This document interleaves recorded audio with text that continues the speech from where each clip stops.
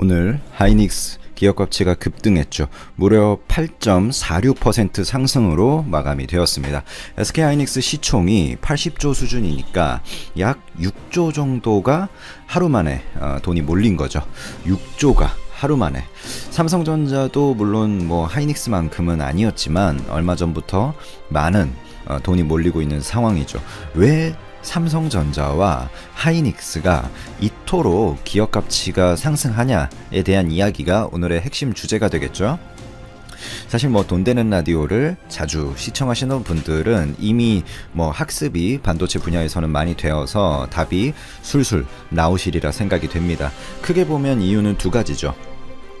반도체 슈퍼사이클의 이연과 미국의 중국 제재입니다. 여기서 마이크론과의 밸류 차이, 하이닉스와 마이크론과의 밸류 차이를 말씀해 주시는 분들도 있는데, 물론 저도 전적으로 동의합니다. 마이크론이 이제 하이닉스와의 최근에 뭐 밸류 차이가 많이 해소는 되고 있지만 P2라든지 PB 기준으로 명백한 차이가 있죠. 하지만 분명한 건 마이크론은 미국 정부가 가진 단 하나의 반도체 기업이라는 약간 국가 안보적인 측면에 안정성이 있고 달러 베이스 라는 게 있죠. 달러 베이스가 큽니다. 그리고 미국 자본 시장의 성숙도 이런 것 등 무시 못할 차이가 분명히 존재합니다. 때문에 이 부분은 여기서 논외로 하고, 왜 한국 반도체 산업이 근본적으로 지금 개선 추세를 타고 있는지, 그리고 그게 기업 가치 반영 측면에서 왜 급등을 부르는지에 대해서 주목을 해보면, 첫째로 이 반도체 사이클, 이 부분은 사실 원래 올해 초에 모두가 인지를 했죠. 반도체 사이클이 온다는 것은 1월 그리고 작년 연말부터 인지를 했어요. 빠르신 분들은 한번 올 초에 그에 의한 기업가치 상승세가 있었고, 하지만 세계적인 이제 3월달에 2월달부터 시작된 보건 이슈로 이 부분이 이연이 되었는데, 사이클이 다들 느끼시지만 오히려 언택이니 뭐 데이터 센터니, 물론 핸드셋 부분에서는 좀 이연이 됐지만 대부분 더 추가 투자 물량이 나오고 있습니다. 또한 메모리 사이클이 크게 한번 온다는 것은 업계에서는 이제 기정사실인데, 여기에 11월 D램 고정거래가 하락세도 멈췄고, 그 다음에 동시에 마이크론이 내년 실적 가이던스까지 상향 조정하면서 선행 지표들이 반응을 하기 시작하자 기업 가치가 급등세를 탄 거죠. 그럼 기업 가치의 단기적 급등세는 결국 이제 고정거래가 하락세 멈춤과 마이크론의 실적 가이던스 상향인데, 자, 이 단기적인 추세를 따라간다기보다 기업 가치의 근본적인 펀더멘탈에 우리가 주목을 한다면 합리적으로 우리가 생각을 해보죠. 이 돈 되는 라디오 멤버십에서는 당연히 3월달부터 월덱스, 하나머티리얼즈, ISC 같은 반도체 소형주들을 언급을 많이 했었죠. 그 다음에 이제 8월부터 시작해서 10월 말까지 강하게 이제 SK 하이닉스 같은 것들을 언급드렸고, 근데 그때는 오히려 아무도 주목을 안 했었습니다. 대중들은. 왜 그럴까요? 단기적으로 기업 가치의 변동도 낮고 기대도 없었기 때문이에요. 지금 뭐 예를 들어 제가 10월 말쯤에 가장 강하게 언급을 했었는데, 8월에도 언급을 처음 시작했었고, 그 10월 말쯤으로 기준을 잡고 생각을 해보면 그 2달 전이랑 지금 뭐 2달도 안 됐죠. 사실 뭐 1달 전인데, 그때랑 지금이랑 SK 하이닉스랑 삼성전자라는 그 사업의 영역, 그리고 그 사업이 돌아가는 어떤 환경, 뭐 반도체 발주량, 수주량 이런 것들에 의해서 큰 변동성이 있었나요? 없었습니다. 사실 기업은 뭐 6개월 전으로 봐도 거의 비슷해요, 지금이랑. 근데 아무도 주목을 안 하다가 갑자기 이런 가이던스 이슈나 고정거래가 이슈, 즉 지표적인 선행 지표적인 변화가 움직이니까 주목을 하고 있단 말이죠. 이게 이제 그 굉장히 좀 아이러니한 부분입니다. 기업은 원래 일을 잘하고 있었습니다. 다들 이제 기업 가치의 변동성이 낮기 때문에 이제 주목을 안 했던 거죠. 일반적으로 이제 모두가 그렇진 않지만 많은 대중분들이 소형 바이오 기업 같이 단기간에 큰 돈을 벌 수 있을 것 같은 기업을 원하고, 우리나라 유사 수신 행위를 하는 업체들은 그런 입맛에 맞춰서 급등주를 추천합니다. 오늘 윤석열 총장 테마로 서현 이화가 올랐죠. 이런 기업들을 쫓아가는 게 대부분이에요. 물론 벌 때도 있습니다. 많이 벌어요. 벌면 엄청 법니다. 하지만 잃으면 엄청 잃는다는 게 문제예요. 투자라는 건 명백히 기대 리스크 대비 기대 수익이 높아야지 우리가 투자를 할 수 있는 거죠. 기대 리스크 대비 기대 수익이 높아야겠죠. 그래서 벌 돈, 그리고 그 벌 확률 곱하기 마이너스 잃을 돈, 그 다음에 잃을 확률, 이런 거가 물론 이렇게 공식적으로 나오진 않지만 어떤 정성적인 이런 판단, 통찰이 있어야 되는데, 기대 리스크가 높고 기대 수익도 높은 곳, 즉 소형 바이오 기업, 즉 이게 될지 안 될지 모르겠는데 되면 대박이야, 이런 높은 곳에 여러 곳 질렀다가 로또 몇 개 터지는 것을 바라고 하면 이제 꾸준할 수가 없죠. 단기적으로는 뭐 이득이 있을 수도 있지만, 만약 한 달에 30%씩 그렇게 아니면 한 달에 2배씩 버는 게 이론적으로 가능하다면, 일부 제가 저도 휴대폰에서 문자 받으면 이런 이상한 업체들에서 지금 바로 몇 퍼센트를 벌게 해주겠다, 이런 말들이 오는데, 그거 정말 그렇게 살면 안 된다고 생각을 합니다. 그 유사수신 행위를 하시는 분들은 만약에 한 달에 걔네들 말보다 훨씬 보수적으로 잡아서 한 달에 30%씩 버는 게 이론적으로 가능하다면, 수십 년간 1년에 겨우 15%, 20% 정도 평균적으로 벌었던 워런 버핏이 세계 최고의 투자자일 리가 없겠죠. 한 달에 30%씩 버는 사람이 한국에 있으면. 이야기가 조금 샜는데 결론은 사람들이 주목하지 않을 때 먼저 조금씩 봐야 된다는 이야기입니다. 외면을 받았을 때 기업의 배경 변화에 주목을 해야 됩니다. 사람들이 몰리는 곳에 위험이 있고, 사람들이 외면하는 곳에 항상 기회가 있습니다. 아무도 하이닉스를 쳐다보지 않았지만 하이닉스의 전방 산업들, 예를 들면 쉽게 이해할 수 있는 것들, AI나 데이터 센터 투자, 핸드셋 수요 회복, 자율주행 전기차 수요 증가, 이런 거 당연히 일반인들도 알 수 있는 수준의 그 지표 증가세가 있었어요. 누구도 부정할 수 없죠. 그럼 올해 왔어야 될 메모리 슈퍼 사이클이 안 그래도 1, 2월에 신호까지 줬었잖아요. 그러면 이게 이연이 되면 당연히 더 큰 크기로 올 수밖에 없는 것이죠. 근데 정확한 시기, 몇 월 달 며칠, 이런 것은 아무도 맞출 수 없습니다. 이 부분에서 기다림과 인내가 필요한 것이죠. 마이크론이 실적을 상향하고 메모리 고정가래가가 반등을 하는 걸 다 보고 나서 쳐다보면 기업 가치는 당연히 이미 다 올라가 있습니다. 자, 이 정도 하고 두 번째 이유가 뭐가 있을까요? 미국의 중국 제재입니다. 이 부분에 대해서 미국이 중국을 때린 게 이거 하루 이틀이냐, 이제 와서 미국이 중국을 때려서 이게 말이 되냐라고 말씀하실 수도 있는데, 중국을 단순히 환율로 제재한 것은 오래됐지만 중국 SMIC나 YMTC 같은 핵심 반도체 기업들에게 미국 반도체 장비 수출을 직접적으로 막고, 미국 EDA 설계 툴 회사들의 소프트웨어 사용을 직접적으로 막은 지는 얼마 안 됐습니다. 이런 미국의 조치는, 반도체 산업에 대한 아주 직접적인 조치는 물론 한국을 위해서 한 게 아니라 자기의 패권을 지키기 위해서 한 것인데, 한국 입장에서는 한국 반도체 기업 성장의 가장 큰 위험 요소로서 자리 잡고 있는 중국 반도체 기업들의 기술 성장이 늦어지는 거죠. EDA나 반도체 장비 같은 걸 제재하면 아무래도 발전 속도, 최신 반도체 개발 속도가 당연히 늦어지겠죠.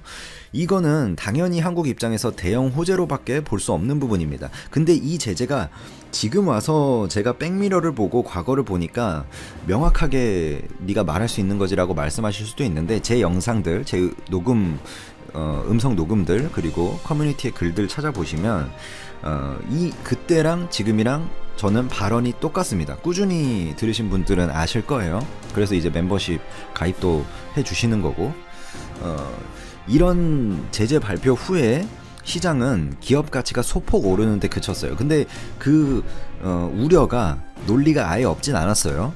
미국이 화웨이 같은 회사들도 강력하게 제재를 하면, 전 세계의 핸드셋 수요도 침체가 되면 반도체 수요 자체가 줄어들 수 있다는 우려가 있었어요. 근데 저는 그 당시 분명히 언급을 드렸었습니다. 화웨이를 때려서 이제 줄어드는 반도체 수요는 당연히 뭐 결국엔 핸드폰이 안 팔리니까 역으로 같이 줄어드는 거죠. 삼성전자 핸드폰이나 아니면 뭐 샤오미 핸드폰이 가져간다. 그때 언급을 드렸습니다. 지표가 나오기 전에. 절대 전 세계 반도체 수요가 줄어드는 게 아니다. 그리고 3분기 때 줄어들더라도 4분기 때 이연 수요로 더 올라간다라고 언급을 드렸습니다. 화웨이 핸드폰 쓰던 사람이 화웨이 망했다고 핸드폰을 안 쓴다는 이 생각을 하는 게 말이 되냐? 라고 언급을 드렸었습니다. 역시나 최근 핸드셋 매출 추이를 보면 화웨이 추락분 이상으로 삼성과 샤오미가 그대로 흡수하고 치고 올라가고 있죠. 그럼 정리를 해보면 반도체 사이클은 이연되었지만 반드시 중국에서 최근에 충격적인 일이 있었죠. 중국 신용평가 등급 최고 등급인 AAA, AAA를 받은 기업들이 줄도산을 해서 충격을 주고 있습니다. 신용도가 낮은 기업들이 좀 망하거나 하면 그렇구나, 경제가 어려우면 좀 신용도가 낮은 기업부터 좀 이렇게 망할 수 있지, 이렇게 이야기가 나올 텐데, 부도는커녕 가장 믿을만하고 신뢰를 받는, 그러니까 회사채를 발행했다 치면 상환을 가장 잘해줄 만한 그런 신뢰를 받는 AAA 등급의 회사들이 만기가 도래한 채권을 막지 못해서 도산을 하는 상황이 나오고 있습니다. 만기가 도래한 채권을 막지 못했다, 이 표현에 대해서 이야기를 해보면 회사채를 발행한다고 하죠. 회사가 돈이 필요할 때 이제 사채를 발행한다 라고 표현을 합니다. 사용하는 자금 조달 방식 중에 하나라고 이해하시면 쉽습니다. 개인이나 은행 등이 이 회사채를 발행한 회사에 대해서 그 회사채를 구매해서 회사에 돈을 빌려주게 되는 거죠. 그 채권을 사면서 회사로 돈이 가고, 이 채권자는 당연히 이제 이자를 받게 되겠죠. 회사는 채무자가 되면서 회사채 이자를 매달 이제 채권자들, 은행이나 개인들한테 지급을 해주는 거고, 결국에 마지막 달이 도래를 하면 채권 만기가 되면 원금을 돌려주는 게 되는 거겠죠. 당연히 그런 회사 채권에서 AAA 등급의 회사채라면 이자율이 굉장히 낮을 거고, 그 AAA를 맞았다는 것은 재무 구조가 아주 훌륭하다고 신평사한테 평가를, 신평사는 이제 신용평가사죠. 신평사한테 평가를 받은 거고, 근데도 채무 불이행, 즉 디폴트를 선언했다는 것은 정말 충격적인 일입니다. 말 그대로 중국 자본주의가 얼마나 후진적이고 중국 기업들의 재무제표가 얼마나 못 믿을 만한 것인지에 대한 중요한 단면이라고 생각이 드는 부분이죠. 왜냐면 이제 이 AAA였으면 분명히 재무제표가 훌륭한 거를 기반으로 이제 가는 거거든요. 부채 비율, 유동 비율 이런 것들을 다 감안해가지고, 그 다음에 그거를 그냥 지표적으로만 보는 게 아니라 현금 및 현금성 자산, 예를 들어서 회사채라든지 채권이라든지 그 주식을 샀던 것도 있을 수 있고, 투자 부동산이라든지 그런 것들, 또 뭐가 있을까요? 여러 가지를 통해서 이제 종합적으로 단기 금융자산도 있을 수 있고, 장기 금융자산, 단기 금융상품, 장기 금융상품 그런 것들 다 고려를 해서 이제 나오는 건데, 그 숫자가 다 얼마나 못 믿을 만한 것인지에 대한 중요한 단면, 요 정도로 정리하면 될 것 같습니다. 스타벅스의 가장 강력한 또 경쟁자로 꼽혔던 중국의 그 루이싱 커피가 좋은 애였죠. 이제 재무제표가 완전 다 거짓말로 밝혀지면서 망했죠. 루이싱 커피의 재무제표 자체는 분식회계였죠. 그러니까 종이 쪼가리였습니다. 이번에는 독일 BMW의 중국 사업 합작 파트너인 화천그룹이 파산 절차를 밟고 있는 것입니다. 한 달 만에 이제 도산이 된 거죠. 선양시 중국 그 인민법원의 20일 채권자의 요구를 받아들여서 이 파산 신청을 인용했어요. 화천그룹이 이제 결국 구조조정 절차에 들어간 거고, 근데 이 화천그룹이 이제 제목에 나오는 AAA 등급의 채권 발행 한 달 만에 이제 줄도산했다는 그 업체인데, 중국 신용평가사에 의해서 AAA 등급을 받고 한 달 전에 회사채를 유통했어요. 근데 한 달 후에 지금 11월 20일 날에 파산 신청이 인용이 됐습니다. 파산이 된 거예요. 한 달 전에 트리플 A 등급을 받고 채권을 발행했는데 한 달 후에 파산이 된 거죠. 그리고 지금 반도체로 우리랑 친숙한 중국의 칭화유니 그룹도 트리플 A 등급을 받았죠. 근데 17일 만기가 돌아왔던 한 2천억짜리 회사채를 상환하지 못하고 이거 디폴트 냈습니다. 회사채 13억 위안 정도 되는 2,190억. 진짜 돈이 칭화유니는 그래도 중국에서 밀어주는 조단위 투자를 이어가는 그룹인데도 지금 결국에 회사채 상환을 일부러 안 했다는 생각이 한편으로 들 정도로 이제 화천그룹이야 이제 파산 절차를 밟는 거니까 좀 다른 이야기지만 디폴트를 냈어요. 그리고 허난성의 국영광산 회사인 융청 석탄전력도 마찬가지로 지난 10일 10억 위안 규모의 회사채를 막지 못했습니다. 이쪽이 중국이 이제 세계에서 두 번째로 큰 채권 시장이고 채권 투자를 하시는 분들이 구독자 가입자 분들 중에서도 계실 텐데 신용도는 이자율과 원금 회수율 같은 거 평가하는 아주 기본적이지만 가장 중요한 지표라고 할 수가 있는데 이런 기본적인 지표 자체의 신뢰성이 확보되지 않는다면 중국 자본주의의 어떤 발전이 제 생각보다 더 더딜 것 같다는 생각이 듭니다. 이 트리플 A를 받았다가 한 달 만에 부도가 나는데 뭐 무서워서 돈 넣을 수 있겠나요 이거? 그래서 올해 중국 회사채 디폴트 규모를 카운팅을 해보면 한 110건 정도 됩니다. 그래서 21조 정도 디폴트를 냈어요. 이게 정말 어마어마하죠. 그래서 작년 규모를 이미 넘어섰습니다. 작년 규모를. 작년 규모를 이제 넘어설 것 같아요. 연말까지 보면. 두 번째 주제로 넘어가 보죠. 이제 니콘이 꽤 유명한 기업이죠. 우리나라도 친숙한 광학 기업이고 근데 이번에 전체 직원의 10%를 감원하는 대규모 구조조정안이 나왔습니다. 이 카메라 사업 부진이 역시나 가장 큰 원인이고 오랫동안 또 내리막길을 걷고 있는 반도체 제조 장비 사업 쪽도 이건 우리나라가 이제 꽉 잡고 있죠. 그래가지고 이쪽에서도 실적 악화가 계속해서 진행이 되면서 결국 10% 그러니까 한 2,000명 정도 해고를 하는 거죠. 예, 카메라 쪽은 뭐 알짜 사업이었는데 이쪽도 그렇고 근데 반도체 제조 장비 이쪽의 실적 악화가 굉장히 큰 이제 원인이에요. 최근 실적 발표 살펴보면 반도체 장비 판매가 이제 한 9대 정도 작년에 한 18대 정도 얘네들이 팔았거든요. 그리고 이쪽 반도체를 그 인텔 쪽에서 대부분 이제 가져가는데 인텔이 요즘 조금 3분기에서 실적 발표가 조금 안 좋았죠. 저는 인텔이라는 회사를 굉장히 긍정적으로 봅니다. 굉장히 긍정적으로 봐요. 왜냐면 그 인텔이 버는 돈, 그러니까 EPS 대비 주가의 가치를 보면 AMD는 너무 높아요. AMD나 엔비디아나 이런데 AMD나 엔비디아도 저는 긍정적으로 봅니다. 근데 인텔은 그 가격과 가치의 괴리가 이제 거의 인텔이 이거 망하지만 않으면 되는 수준이 아닌가라는 느낌의 수준이에요 지금. 그래서 그리고 이 IT 특히 이제 첨단 기술 쪽은 독점이란 게 있을 수가 없습니다. 그러니까 과점은 되는데 그래서 AMD와 인텔 뭐 엔비디아와 인텔 이렇게 과점은 되는데 그 독점이란 건 있을 수가 없어요. 그러니까 인텔이 망할 수는 없습니다. 그 상황에서 구글이나 애플처럼 이제 안드로이드와 iOS 같은 얘기를 하는 거죠. 삼성이나 애플 뭐 이런 느낌으로. 근데 이제 그 데이터 센터 CPU 시장에서의 인텔의 그 독점적인 그게 있어요.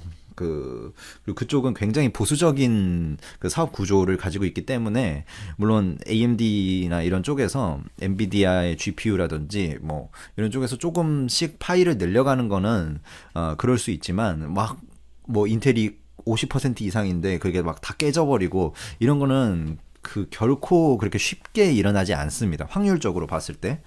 그리고 이번에 3분기 실적 발표 때 B2B는 인텔이 조금 이제 그 다른 애들이 들어온 거는 맞았는데 B2C에서는 꽤 건재했어요. 그래서 그런 여러 가지 측면들을 봤을 때 지금의 인텔에 대한 실적에 대한 기대감의 정도, 그리고 그 산업에서의 성장성, 그리고 인텔의 고유적인 기술력. 그러니까 파운드리는 사실 파운드리로 돌려버리면 그만이거든요. 인텔이 자체 생산을 추진하고 있는데 공장 다 그 스크랩으로 밀어버리고 파운드리로 돌려버리는 것도 되게 단계적으로 물론 추진을 하겠지만 가능한 이야기고, 그래서 뭐 그렇게 전 인텔 나쁘지 않게 보고 있습니다. 뭐 주식이 뭐 오를지 떨어질지 뭐 그건 제가 알 수 없지만 그 인텔이라는 기업은 뭐 앞으로 몇십 년은 뭐 걱정 없다, 이렇게 지금의 특히 그 가격 수준을 봤을 때 가치 대비. 그래서 근데 이제 인텔이 어쨌든 이런 쪽에서 현재는 좀 이제 경쟁이 과열되고 있는 상황이니까 이런 상황에서는 아랫단에 있는 이런 그쪽 인텔 쪽에 의존하는 이런 회사들, 특히 이제